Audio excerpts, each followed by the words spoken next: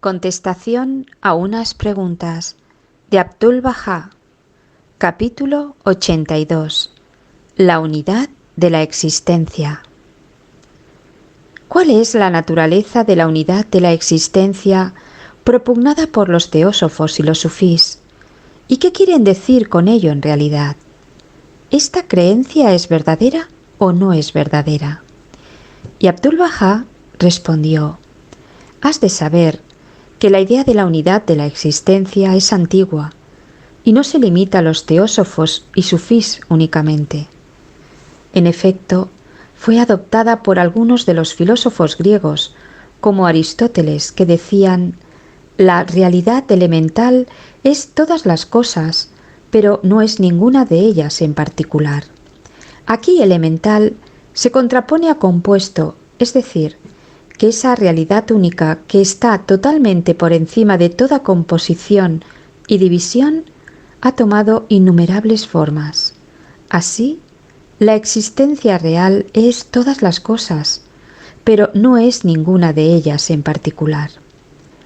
Los que propugnan la unidad de la existencia sostienen que la existencia real es como el mar y que todas las cosas creadas son como sus olas. Estas olas, que significan las cosas creadas, son las innumerables formas que asume esa existencia real. En consecuencia, esa realidad santificada es el mar preexistente y las incontables formas de las cosas creadas son las olas que genera. Asimismo, comparan esto con el uno y la infinidad de números, por cuanto aquel se ha manifestado en los grados de estos, ya que los números son repeticiones del 1, así el 2 es la repetición del 1 y así sucesivamente con los demás números. Una de las pruebas que aducen es esta: todas las cosas creadas son objetos del conocimiento divino, y no puede tener lugar ningún conocimiento sin objetos de conocimiento, pues el conocimiento está relacionado con algo que existe, no con algo inexistente. En efecto, ¿cómo puede la inexistencia absoluta obtener especificación e individuación en el espejo del conocimiento? De ahí que las realidades de todas las cosas creadas, que son los objetos del conocimiento del Altísimo, tenían una existencia inteligible, pues eran las formas del conocimiento divino, y que son preexistentes, puesto que el conocimiento divino es preexistente. En la medida en que el conocimiento es preexistente, también deben serlo sus objetos, y las especificaciones e individuaciones de las cosas creadas, que son los objetos del conocimiento preexistente de la esencia divina, son idénticas al conocimiento divino en sí. La razón de ello es que la realidad, el conocimiento y los objetos del conocimiento del ser divino deben tener lugar en un estado de absoluta unidad. De otro modo, la esencia divina llegaría a ser la sede de múltiples fenómenos y se haría necesaria una pluralidad de preexistencias, lo cual es absurdo. De esta forma, razonan ellos, queda establecido que los objetos del conocimiento son idénticos al conocimiento mismo y que el conocimiento es, a su vez, idéntico a la esencia, lo cual es como decir que el conocedor, el conocimiento y los objetos del conocimiento son una sola realidad. Cualquier otra concepción llevaría necesariamente a una pluralidad de preexistencias y a una infinita regresión, y efectivamente a innumerables preexistencias.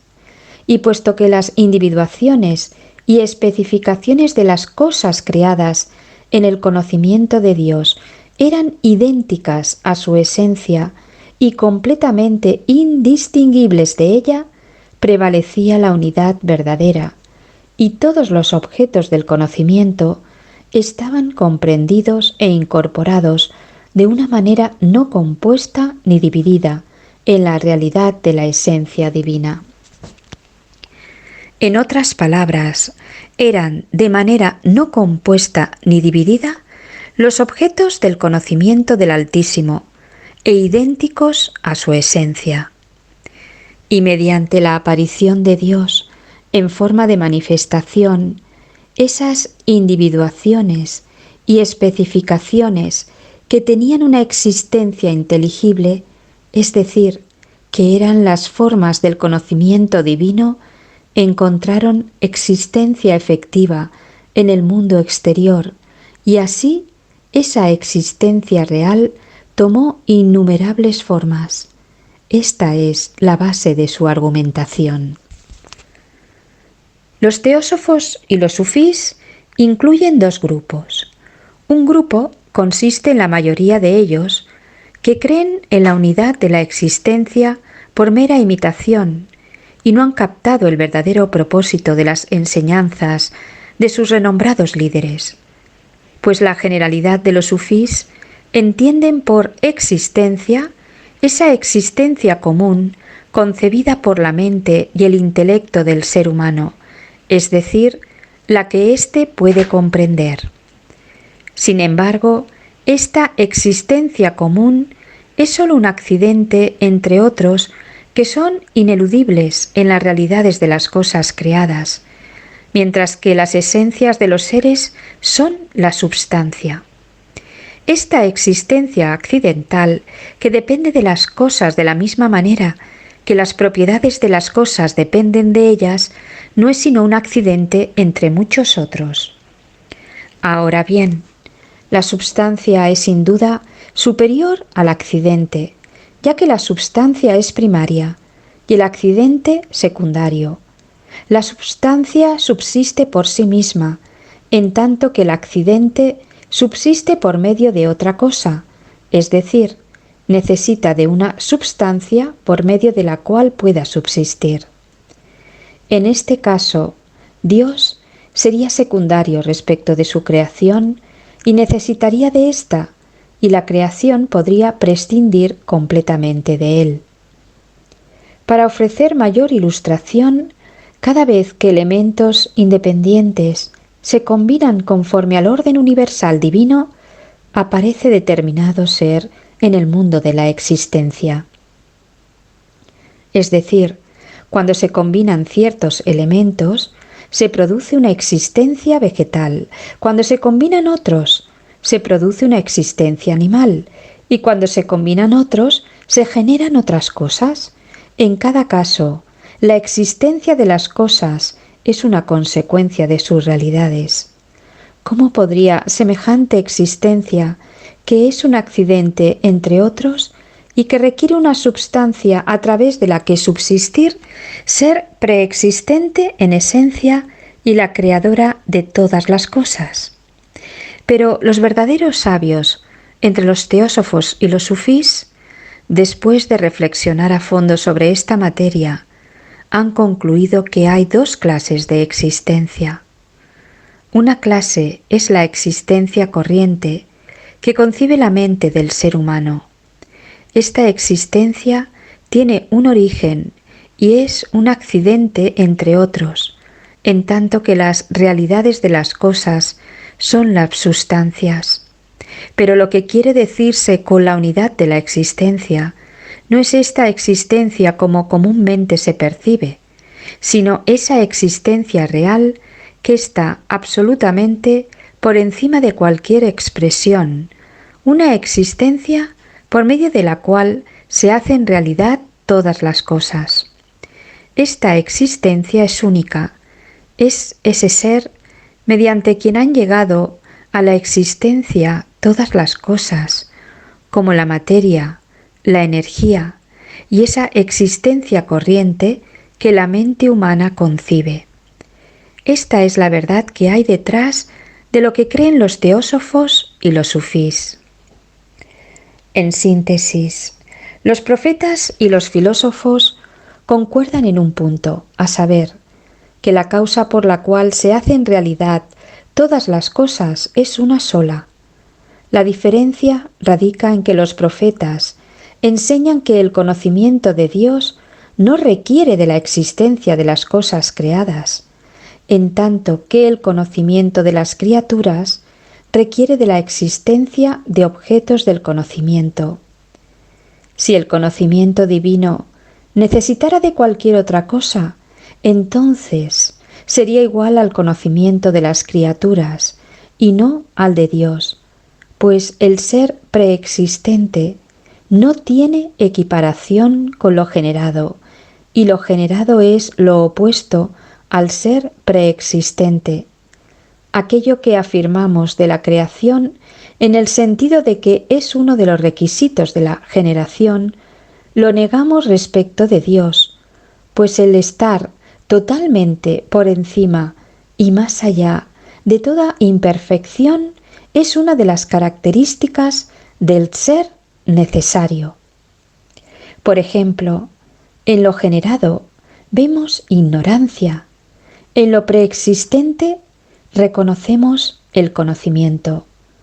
En lo generado vemos debilidad, en lo preexistente reconocemos la fuerza. En lo generado vemos pobreza, en lo preexistente reconocemos la riqueza. De ahí que lo generado sea fuente de todas las imperfecciones y lo preexistente sea el conjunto de todas las perfecciones. Y dado que el conocimiento de lo generado requiere objetos del conocimiento, el conocimiento de lo preexistente debe ser independiente de la existencia de estos. En consecuencia, las especificaciones e individuaciones de las cosas creadas, que son los objetos del conocimiento divino, no son preexistentes. Además, los atributos de la perfección divina no se prestan tanto a los esfuerzos de la mente humana como para permitirnos determinar si el conocimiento divino tiene necesidad de objetos o no. Resumiendo, lo que se ha mencionado antes es la principal prueba de los sufís, y si fuésemos a mencionar la totalidad de sus argumentos y responder a ellos, nos tomaría mucho tiempo.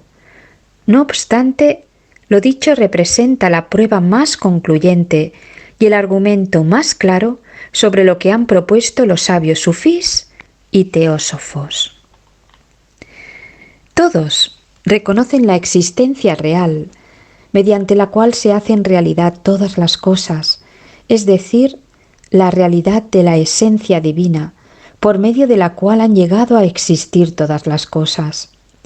La diferencia estriba en el hecho de que los sufís sostienen que las realidades de todas las cosas son la manifestación del Uno, en tanto que los profetas dicen que emanan de Él. Y en efecto, grande es la diferencia entre manifestación y emanación. La aparición mediante manifestación significa que una sola cosa se manifiesta de infinitas formas.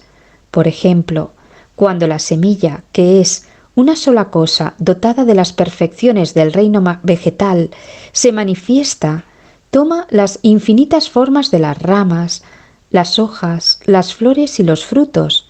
Esto se llama aparición por manifestación. Mientras que en la aparición por emanación, el Uno permanece trascendente en las alturas de su santidad, y la existencia de las criaturas proviene de Él mediante emanación, no por su manifestación. Puede compararse con el sol. Los rayos emanan de Él y resplandecen sobre todas las cosas, mas el sol permanece trascendente en las alturas de su santidad. No desciende, no toma la forma de los rayos, no aparece en la identidad de las cosas mediante especificación ni personificación.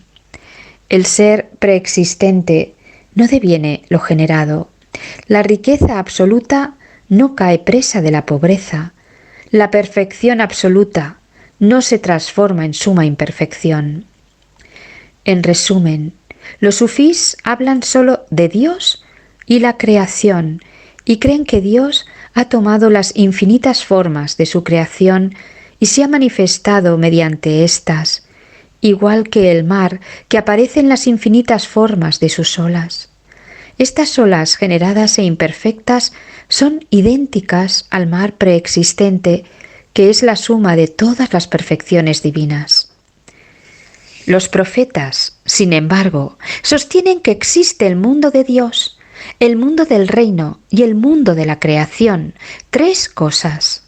La primera emanación es la efusión de gracia del reino, que ha emanado de Dios y ha aparecido en las realidades de todas las cosas. Al igual que los rayos que emanan del sol se reflejan en todas las cosas, y esa gracia, los rayos, aparece de infinitas formas en las realidades de todas las cosas y se especifica e individualiza de acuerdo con su capacidad, receptividad y esencia. Pero la aseveración de los sufís requeriría que la riqueza absoluta descendiera hasta la pobreza, que el ser preexistente se viera limitado a las formas generadas y que la quinta esencia misma del poder se reflejara en el espejo de la impotencia y se sometiera a las limitaciones inherentes del mundo contingente. Y esto es un error manifiesto, pues observamos que la realidad del ser humano, que es la más noble de las criaturas, no puede descender hasta la realidad del animal, que la esencia del animal, que está dotado con la facultad de la sensación, no se rebaja al nivel de la planta, y que la realidad de la planta, que es la facultad de crecimiento, no se degrada a la realidad del mineral. En síntesis, las realidades superiores no descienden ni se rebajan al nivel de las realidades inferiores. ¿Cómo podría entonces la realidad de Dios, que trasciende toda descripción y atributo, pese a su absoluta santidad y pureza, tomar las formas y realidades del mundo contingente, que son el origen mismo de las imperfecciones? Esto es pura fantasía y una conjetura insostenible. Por el contrario, esa esencia de santidad es la suma de todas las perfecciones divinas y sublimes, y todas las criaturas reciben iluminación mediante su aparición por emanación y participan de las luces de su perfección y belleza celestiales, de la misma manera que todas las criaturas terrenales obtienen la gracia de los rayos del sol, sin que éste descienda ni se rebaje al nivel de las realidades receptoras de esos seres terrenales. Hemos concluido la cena y en vista de lo tarde que es, no hay tiempo para más explicaciones.